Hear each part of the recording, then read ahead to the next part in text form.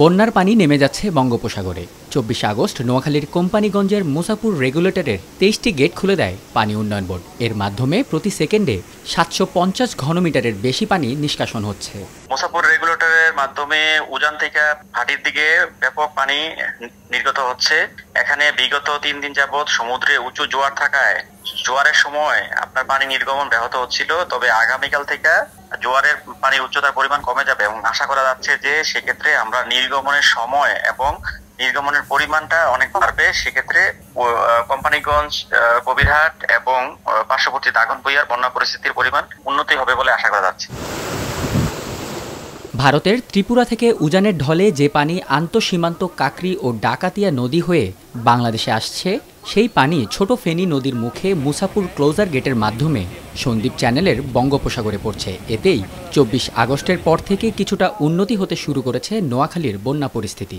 এখন তো বৃষ্টি থেমে রয়েছে, আর যদি বৃষ্টি টোটালি থেমে যায় তাহলে 2-3 দিনের মধ্যে আমরা আমাদের আগের মতো সেই পরিবেশ ফিরে পাবো।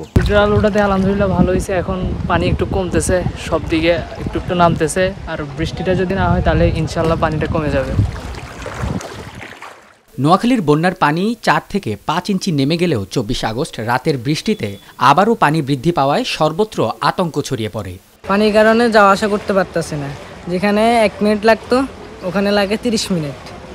চারিদিকে পানি আর পানি। বাড়ি ঘরে পানি ফুরি গেছে, খাড়েছে, আর 1 বিকট রয়েছে পানি ফুরবের মতন। আমরা আশ্রয়কেন্দ্রে থাকি। কাঁচাগজ যে কোনো মুহূর্তে ভাঙি পড়ে দিতে পারে, ডেলা ডুলা সব ভেঙে গেছে।